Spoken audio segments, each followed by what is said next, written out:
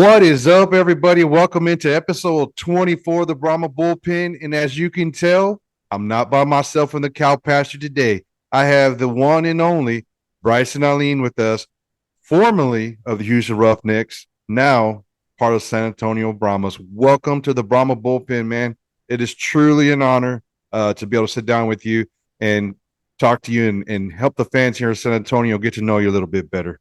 Most definitely, man. I appreciate you having me on. Man, we love the fact that you're here. I got to interview Alex Millette, which obviously you played with in Houston last year. He was a center there, probably going to be our center here. And the Yep. reason I was super excited about this interview is he told me straight up that you are one of the best people that he knows, and he loves blocking for you. Like, he just wants to get out in front and make holes for you to run through. Talk a little bit about that, man. What kind of relationship did you have with your offensive line in Houston last year? I mean, it was I'm very like I'm a very social guy.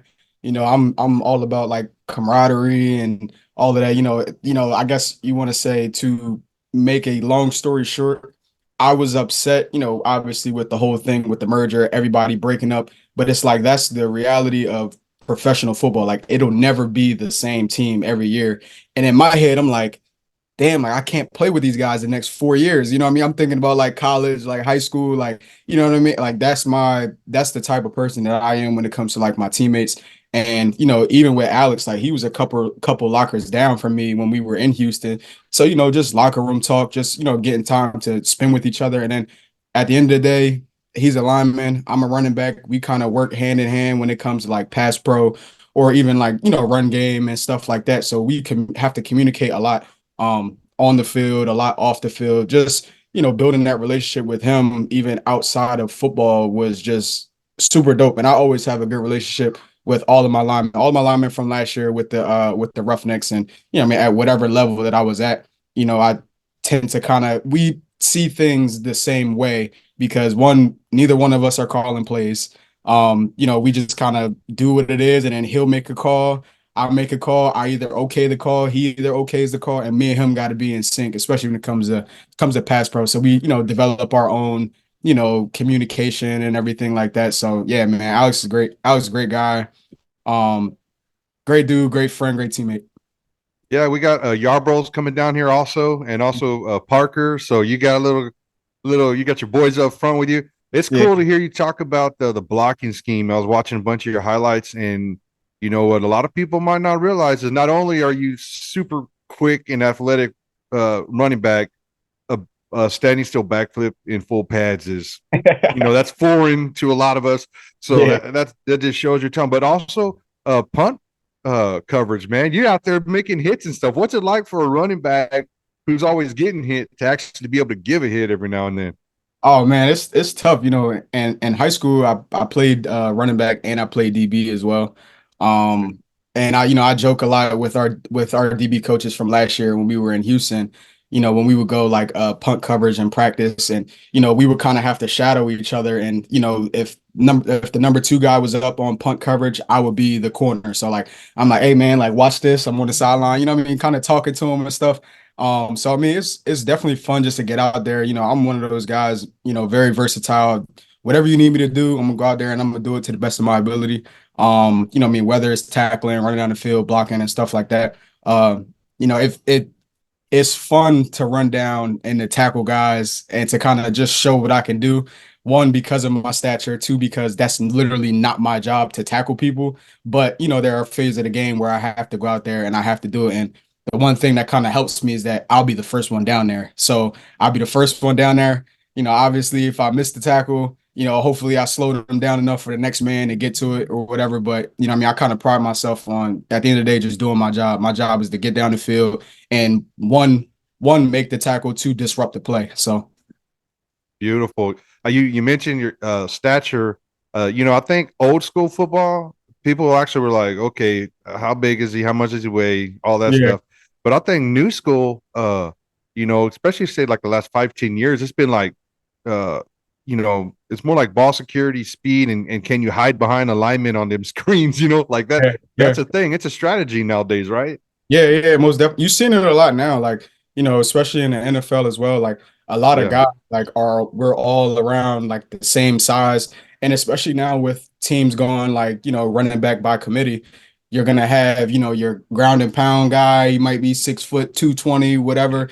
And then you got your smaller guy, your change of pace, he might be like 5'8", 180 or something like that. You know what I Yeah. mean? So like, it's fun and it's definitely appreciative on like um the evolving of the game and stuff like that now, where it's running back by committee. You got your smaller guy, speedster, who can make plays out in space, and then you got your ground and pound guy who's going to get you those tough yards and stuff like that too. And then the one thing I kind of pride myself on is being able to be best of both worlds. I can get you those tough 4 yards as well, and then get out in space.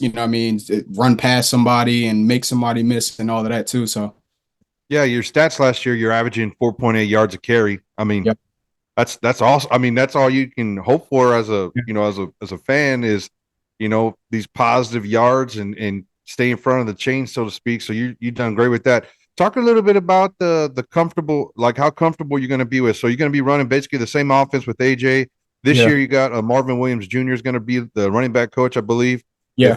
If I got that right. So and they were both on the Roughneck staff last year, as well as obviously Coach Wade Phillips. So you Yep. got a pretty good group of people that you should be pretty comfortable with. What you think that gives you a leg up on some of the Brahmas players that were retained from the team last year?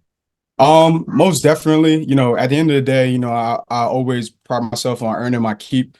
Nothing is ever given to me, no matter what you did the year prior, because at the end of the day, now there's only your expectations from other people only gets higher. It's like, okay, yeah, we seen what you could do last year. Can you do that and better? You know what I'm saying? So I'm very, obviously very comfortable with the staff. Shoot, Marvin was actually one of my coaches when I played in the fan control league back in 2022. So it was dope even going to the Roughnecks when I found out that he was on the staff there. And then, he was quality control there last year. And then now this year coming up, now he'll be my actual position coach. So me and him got a good relationship as well. And then like you said too, running that offense, or at least the same scheme schematically, definitely very comfortable. But at the end of the day, there's still room for improvement. Things that I don't feel as though I was comfortable with last year, that now I know that I could kind of take advantage of those things and get more comfortable with it going into this year. So most definitely being a part of that offense last year will kind of give me that extra step above a lot of other people. But at the end of the day, like I said, still got to make my plays, still got to earn my keep. Now I'm just going into it with just a little bit more familiarity. Yeah, that's awesome. So I always like to ask players when I get a chance to talk to them Mhm. what position they would play other than the position they're in. So you kind of talked about playing a little DB right there, but if you could play any other position on the field, obviously between you and me, running back is the best position on the field. Yeah, And just so you know, I say that to everybody, no matter what position you're in. When I'm interviewing you, the yeah. position you play is the best position. So I'll just be full disclosure there. But if you could pick one other position, what would you play, man? Oh man. I think either somewhere between DB and receiver. One, because I like the when I know the ball is coming to me. I like having the football in my hand. DB, like, what I mean, you're not supposed to touch the ball at all. You know, I want to be able to touch the ball. I want to be able to score. I don't, you know what I mean? I want to know that I can get into the end zone, I can celebrate, and I was supposed to do that. You know what I mean? On defense, like, you're not supposed to do that. But I probably would say receiver and then DB. Just mostly because, I always played offense, more of an offensive guy.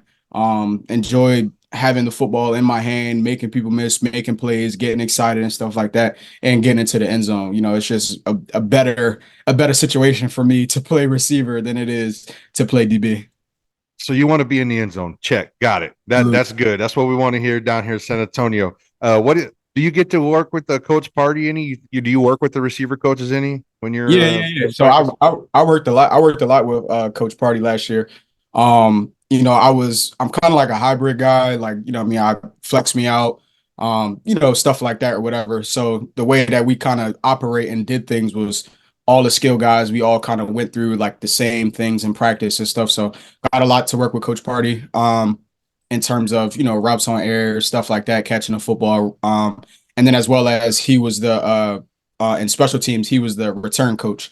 So he was always back there with us, whether it was punt return, whether it was kick return, Oh, and now he'll be the special teams coordinator and stuff. So, like I said, even more familiarity with the way he coaches, and he's seen me do what his job title is before.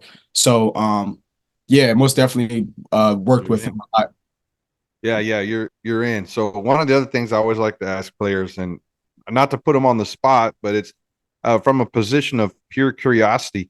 What does Mhm. an off-season routine look like for you guys, health-wise, like keeping your body in shape, staying ready to go? Do you have cheat days? Like, what do you do to make sure you stay healthy? Because that's it. Like your Yeah, body is your tool for earning a living here. So, like I always like, I'm just purely curious. yeah, yeah. What do you do, man? That us normal Joes that just sit on the couch have no idea about. You know what I mean? Yeah, well, this offseason for me was very abnormal just because of all the extra stuff that kind of transpired, with the merger, then finishing out the season. And then, I had a few NFL interests and stuff. So as soon as I came home, it was kind of right back in motion. I took like a week off, and it was right back to training super duper hard. And then, like, as the fall kind of came around, the football season started again, I kind of throttled down a little bit, gave myself some time to get my body back right. But I want to say, like, in general, all players, what I mean, in our off season, you're gonna take about anywhere between a week to like a month off. Get your body right, let everything kind of flush and all of that, let your body heal and everything, whatever nicks and bruises that you have. And then you kind of go through, your phases of building your strength back up, taking time to take care of like the little accessory lifts, smaller parts of your body that, I mean, you may not have known that you lacked that during the season. Uh, a lot of mobility work, stretching and stuff like that. And then once you kind of go into like maybe like I want to say 3-4 months out of reporting to camp, now you kind of turn it up a little bit. Now it's all about, explosion and explosion, still building up strength, and then also increasing your mobility so that, you don't run into like those soft tissue muscles like that. Cause that's what's going to happen a lot during camp. You got your hamstring, quad, stuff like that, whatever. And you kind of take care of those little things, a part of your body, while you're home. And, whether it's, doing cryotherapy, whether it's needling, whether it's cupping, ice baths and stuff like that. And, even like now for myself, the way my regimen kind of works is like Mondays is like my active recovery day. So I do a lot of mobility work, a lot of stretching.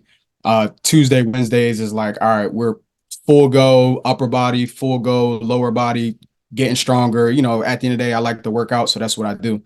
Thursdays is like my plyo and I'm running more explosion stuff. And then my Fridays is just like, it's kind of like a wild card day. I get a pump in for the weekend, and then that's about it. And then my Saturday, Sundays, I'm probably on the field running routes, catching and stuff, and don't Wow. have to wait at all. So I'm like 5-6 days a week, and that's Yeah. just that's just who I am. Like, that don't even have anything to do with playing professional football. That's just how I was raised, everything that I've been around, and just, trial and error, going through different things throughout the years.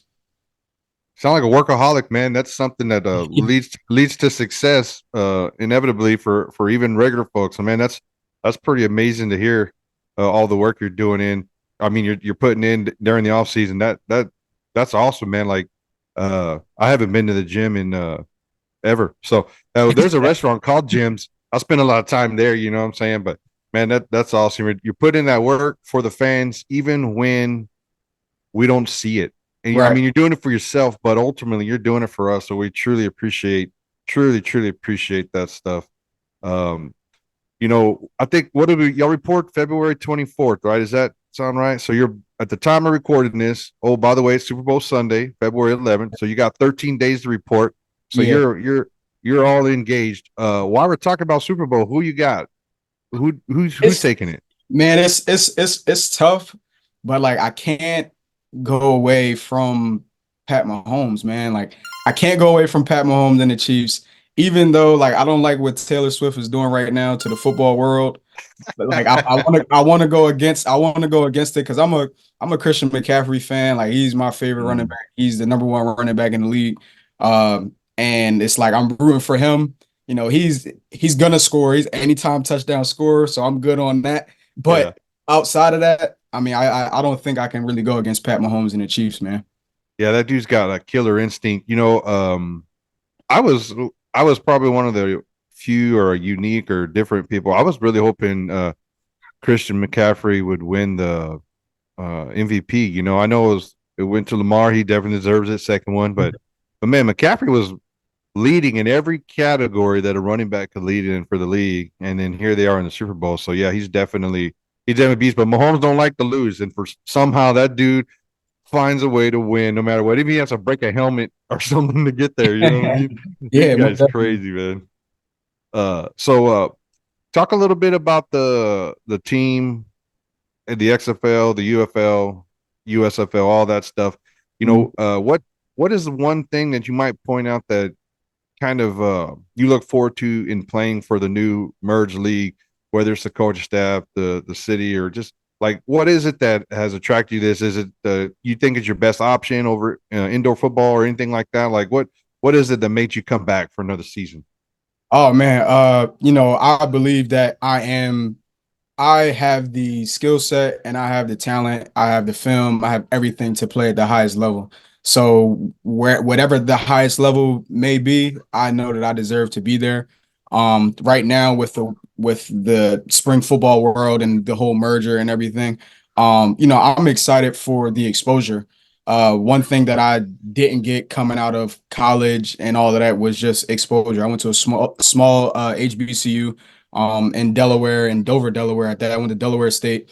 I mean, I was born and raised in Delaware as well, so stayed home basically. Um, not really any exposure. I'm in the record books and it's kind of like real quiet. And then went to Fan Control League, and that brought a lot of attention to myself, a lot of exposure. And now with it only being one spring league, really, that kind of brings more attention and more exposure, the things that I never really got coming out of school. So I'm excited for it because now it's not one side paying attention to the USFL, one side paying attention to the XFL. You're paying attention to the league all in one. So, Yeah.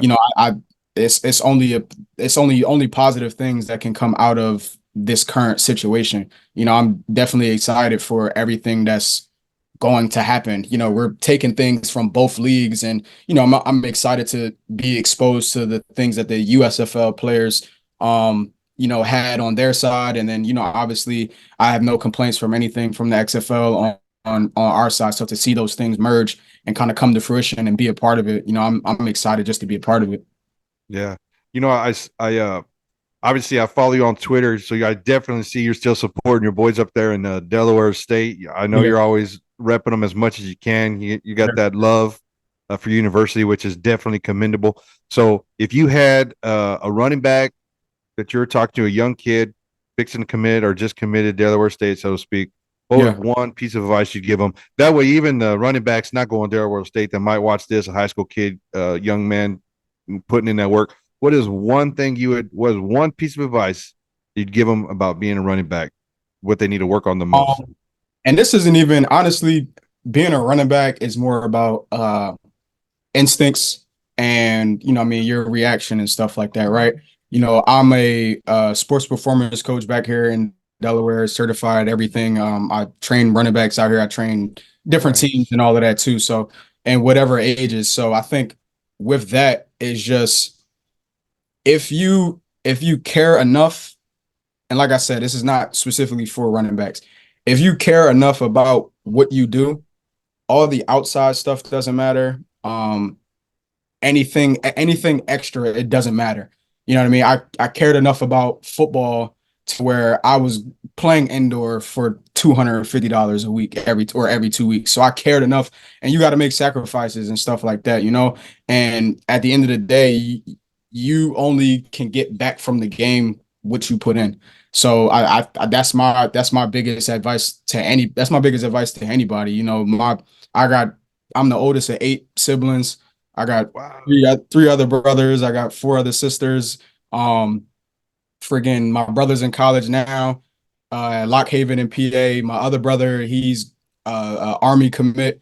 and Gatorade Player of the Year, all of this extra stuff, Player of the Year in Delaware and stuff. So I'm leading by example, and they see that I care enough about my craft. So I work out 5 to 6 times a week. I work out for multiple hours a week. I'm not gonna go out and party when I know I got to work out the next morning or work out that day. I can't do certain things because I have to work out, so I care enough and I'm willing to make those sacrifices to kind of get what I want. So that's really to any kid, going to the next level. And, if you want to play professional, it's very much doable at no matter what level it is. It's going to be tough at each level because it was tough for me.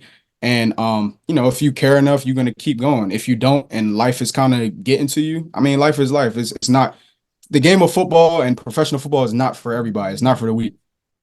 Yeah. What positions, you don't mind me asking, are you two brothers who are playing college ball or committed to Yeah. play college ball play? My brother Karan is at Lock Haven. He plays receiver. Played receiver and running back in Delaware as well. My brother BJ, he's like I said, committed to Army, Gatorade Player of the Year. He played quarterback his first 2 or 3 years of high school, but now he plays running back, just like me.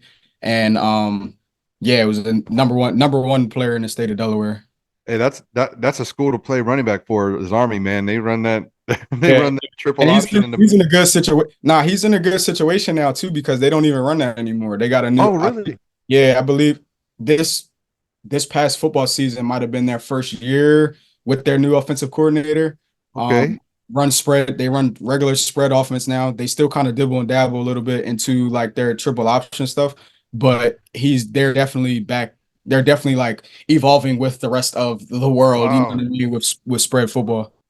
I'm about to check that out. I do watch at least a couple Army games a year. I try Yeah. to. I'm an Aggie, so I have season tickets up at A&M, so I'm at all those games, and then of course I watch a lot of SEC football. Just, Hmm.